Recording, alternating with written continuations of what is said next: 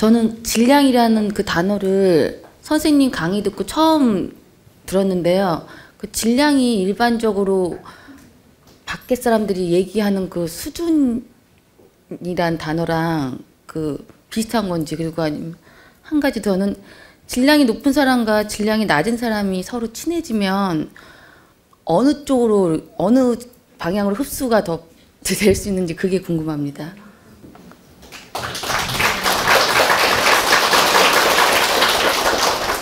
자, 제가 강의 중에 마음 질량, 영혼 질량, 지식 질량 이런 말씀 드리죠. 질량이라는 것은 우리가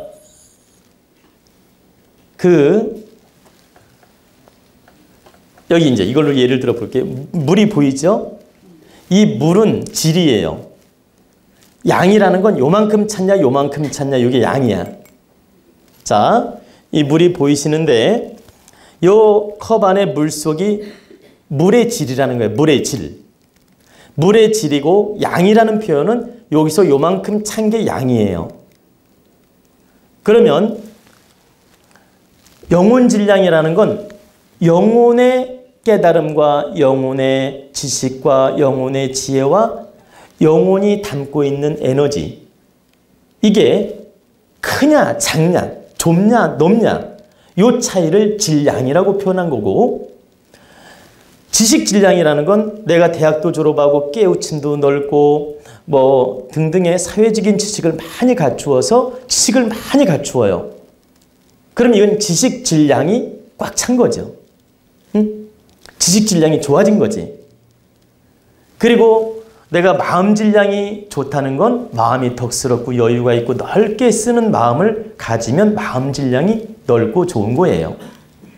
그러면 질이라는 단어는 이 물질이든 마음 에너지든 공기 에너지든 그 에너지가 있는데 에너지체를 질이라고 표현한 거고, 양이라는 건 많고 적음을 말한 것이다.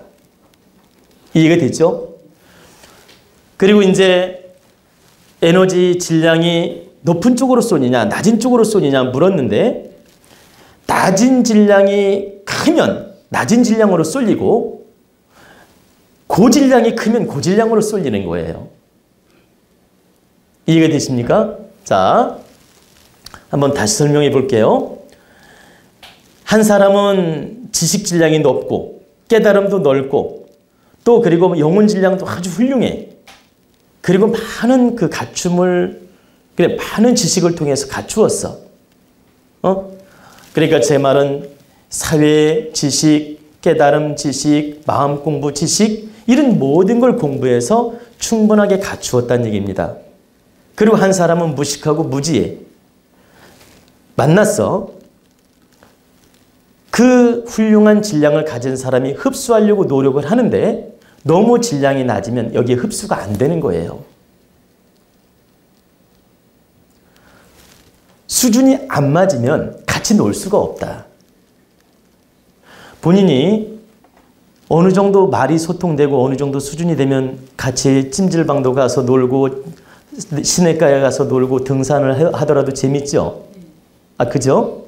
근데 본인이 초등학교 수준이야. 친구가 같이 놀고 싶겠어요? 안 놀잖아. 그것처럼 제 말은 이 에너지 차가 너무 차이가 나면 놀 수가 없는 거예요. 합쳐질 수가 없다. 그러니까 맑고 큰 질량으로 흡수를 하는데 이 수준이 너무 낮으면 떨어져 나가는 거예요. 제가 글로 갈 수 있다. 아니, 높은 질량이 글리 가는 법은 없지. 응? 그러면 이 탁한 질량이 크면 따라간다고 했죠, 제가? 그럼 하나만 예를 들어 볼게요. 친구가 좀 무식해, 무지해. 근데 돈이 막 몇백억이야. 물질 질량이 몇백억이고 부자야. 그리고 나한테 막 자동차도 사줄 수 있고 집도 사줄 정도로 능력이 있어. 근데 본인은 마음 질량은 근데 가난해. 아무것도 없어. 이 친구 도움을 받아야만이 본인이 살 처지야. 그러면 본인은 마음 질량은 훌륭하더라도 이 친구한테 탁한 기운으로 흡수가 되는 거예요. 본인이 거부하면 떨어져 나가는 거고. 이해가 되십니까? 자, 그 질량이 그 사람이 무식하다 하더라도 다른 질량이 크면 내가 그 질량에 흡수가 될 수 있고 돈에 굴복을 하는 거죠. 그리고 내가 거기에 흡수가 안 될 때는 내가 떨어져 나가는 것이다. 근데 언제나 탁한 기운하고 맑은 기운은 분리가 돼버려요. 같이 놀 수가 없다고. 그런데 어느 한쪽이 필요 조건으로 따라갈 수는 있다. 자, 이거죠. 내가 선지자를 통해서 깨달음을 얻기 위해서 공부하려고 따라갈 수 있어요. 이렇게. 따라간다면 하나가 되는데 내 자신을 인정하지 않고 따라가지 않고 자꾸 분리된 생각을 하면 분리가 되는 것이다. 내가 선지자고 능력이 있고 깨달음이 커도 돈 몇백억 가진 사람이 밀어주는 거야 이제. 그러니까 내가 그 사람한테 참 뭐라고 할까 도움을 받을 수밖에 없어. 그때는 내가 숙이고 들어가면 흡수가 되는데 그걸 자존심 상하게 받아들인다면 분리가 되는 거죠.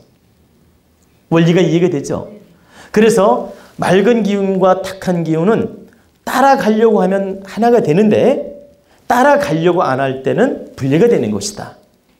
자연적 분리가 되고 자연적 떨어지는 게 아니고 내 사실, 그러니까 내 조건, 현재 내가 질량이 낮다는 것을 인정하고 내가 흡수돼서 따라갈 때는 가능하다 이거예요. 본인이 지금 여기 와서 내 강의를 듣는 것은 뭐예요? 내 강의를 듣는 것은 본인이 내 강의를 듣고 받아들이는 거잖아. 따라오는 거란 얘기지.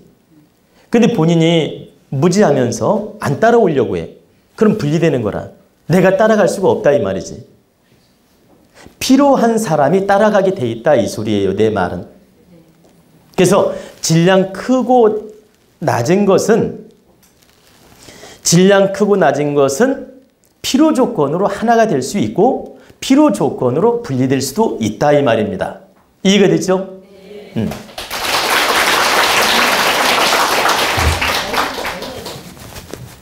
안녕하세요, 스승님. 저는 3년 전에 전문 분야에서 이제 뜻을 같이 한 분들과 창업을 했습니다. 지금은 이제 법인이 시작되는 단계인데요. 쉽지만은 않아서 곤욕을 좀 치르고 있는 상황이고요.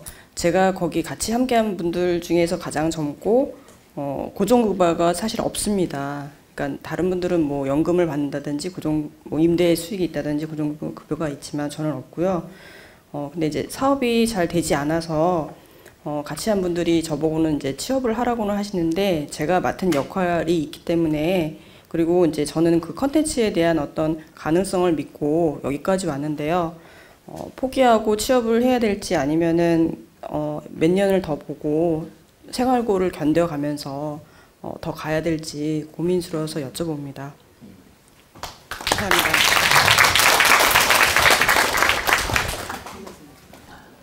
지금 본인이 생활고를 겪으면서 과연 때를 기다리고 버티는 게 좋은지 이 환경에 바르게 적응하는 게 좋은지 이것을 질문한 거예요. 그죠? 근데 이제 이것은 제가 확실하게 답을 드리면 본인이 현재 경제적으로 어렵고 현재 참 뭐라고 할까 내가 이 직장을 가져야만이 경제적으로 해결될 수 있는 조건이고 이런 여러 가지 조건이 그러하다면 이 환경 조건에 맞추어서 취업을 해서 일을 선택하는 게 현명합니다. 본인 생활고를 겪게 만들어 놓고 이 조건을 하느님이 보내준 것은 궁합이 맞는 거예요. 본인 환경을 어렵게 만들어 놓고 이 조건을 또 보내주었다는 것은 요 어려운 환경과 요 조건과 궁합이 맞기 때문에 보낸 거란 얘기입니다.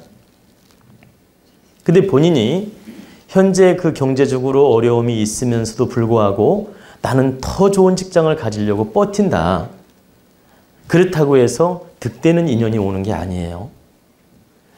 그 환경 조건이 이렇게 본인한테 부대끼면서 오는 것은 아직 본인이 질량이 부족하기 때문에 부대끼면서 오는 겁니다. 맑게 오는 게 아니고 만약에 본인이 갖춤이 뚜렷하고 갖춤이 완벽하고 모든 조건이 완벽할 때는 갈등 없이 와요. 직장이든 환경 조건이든 어떤 그 스카웃이든 갈등 없이 뚜렷하게 옵니다. 그래가지고 내 마음에 갈등을 일으키지 않게끔 바로 하나가 돼요. 그런데 본인 그 마음 질량이 됐든, 좀 전에도 질량 얘기했는데, 깨달음 질량이 됐든 갖춤 질량이 부족할 때는 무엇인가 갈등을 일으키면서 옵니다. 인연이. 만족스럽지 않게 온다.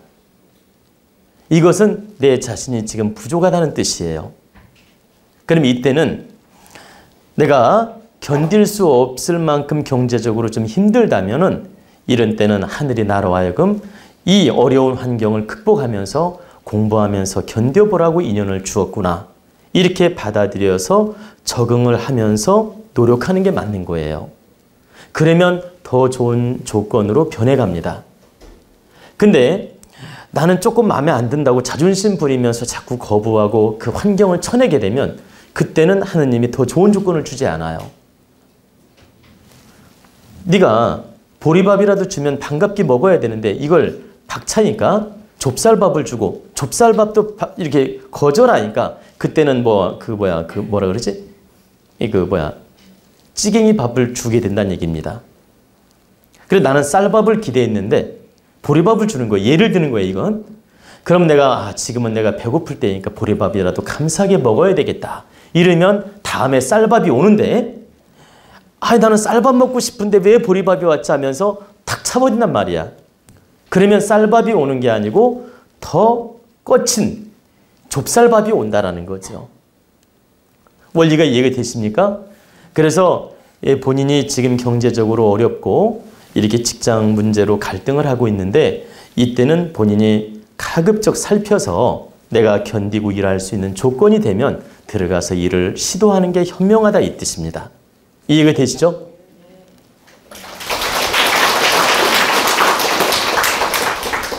네, 스승님 질문 드리겠습니다.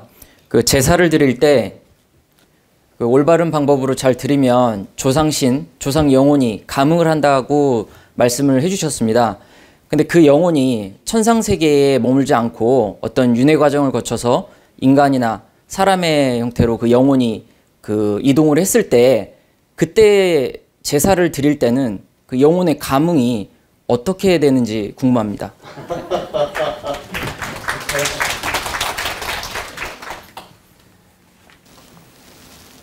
조상님께서 제도가 되고 윤회를 하고 이미 인간으로 태어났는데 우선은 그것도 모르고 제사를 계속 지내면 어떻게 되냐고 물은 거죠? 아주 좋은 질문이에요.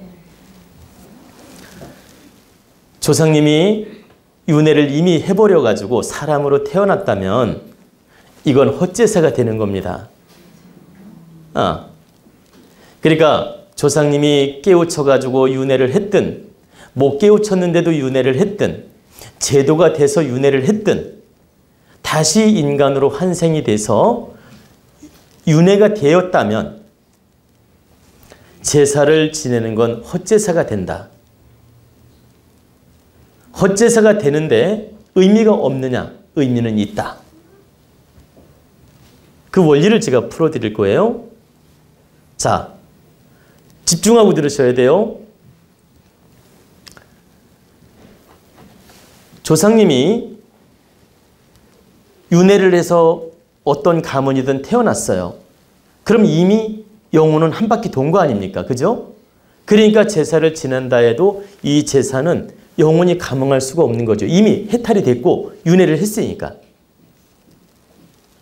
그럼 이건 헛제사인데 의미는 있다고 말한 것은 내가 조상을 위하는 마음으로 정성을 다하는 마음으로 내가 정성을 다해서 이렇게 제를 올리지 않습니까? 그러면 그 할아버지가 윤회를 했다면 할아버지는 비록 윤회를 했을지라도 내가 효를 행하는 마음으로 바르게 제를 뜨고 노력을 하면 이 효를 행하는 후손의 에너지에 의해서 다른 조상들도 그 공답으로 그 덕을 보게 돼요. 다른 조상이라도 해탈이 안 된 조상이라도 그 덕을 보게 되고 또 내 하는 행은 자연에 돌아가는 거예요. 대자연에 돌아가는 것이다. 조상님이 이 제밥을 드시지 않더라도 내가 효를 행한 행은 대자연께서 알아주고 대자연으로 그 공답은 윤회를 해서 돌아온다 이 말이에요. 다시 말씀드리면, 자, 컵을 2개를 놨어요. 이 컵이 하나는 비어 있죠? 여기 있어요. 그러면 이분은 윤회를 한 분이야. 이분은 윤회를 안 한 분이고, 그럼 이분 제사 지낼 때는 이미 윤회를 했으니까 헛제사라 이 말이죠. 그리고 이분 제사는 진짜 제사고, 그런데 이게 헛제사일지라도 내가 참다운 마음으로 바르게 행을 하게 되면 이 내가 노력한 공답은 대자연에 퍼지게 되며 이 대자연께서, 하느님께서 행한 공답은 반드시 주게 돼 있다. 조상이 이 제밥을 안 받는다 하더라도, 그리고 이 에너지는 두루두루 대자연에 퍼져서 조상한테까지도 공답을 준다. 이해가 되시나요? 무슨 말인지? 그래서 혹시나 할아버지가 윤회를 해서 사람으로 태어났다면 헛짓이 아니냐. 내가 바르게 행할 때는 이게 헛제사가 아닌데 안 드시더라도 내가 바르게 행하지 않을 때는 헛제사에 불과한 것이다. 그러면 바르게 하면 바르게 하는 것이 과연 어떻게 행하는 것이 바른 것이냐? 이게 궁금하잖아요. 그죠? 대답이 없어?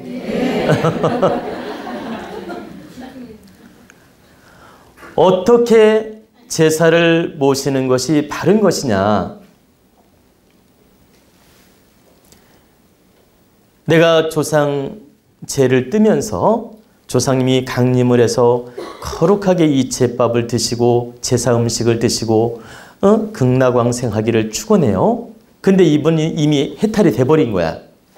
그런데 내가 헛제사를 지내더라도 모르잖아. 자기는 헛제사인지. 모르니까 어떻게 제를 모시냐. 제를 모실 때 먼저 하늘에 구하는 겁니다. 뭐라고 구하느냐면 처음에 지내기 전에 천지 부모님 전 축원하옵나이다. 예를 들어서 전주이시면 전주이시 조상님 전 축원하옵나이다. 금일 모 할아버님 기제사, 그러니까 예를 들어서 할아버지가 될 수도 있고 부모님이 될 수도 있죠. 모 할아버지, 모 아버님 기일이 돼서 이 기제사를 올리나이다.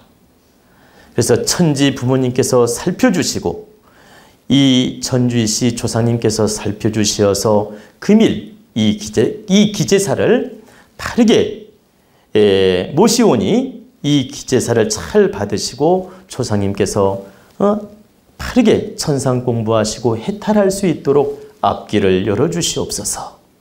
극락왕생할 수 있도록 앞길을 열어주시옵소서.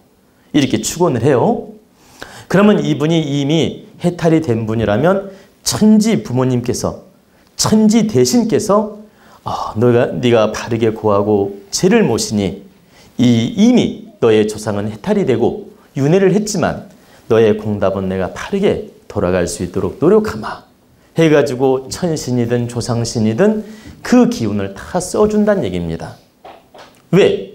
천지 부모님한테도 구했고 내가 조상님한테도 구했기 때문이에요.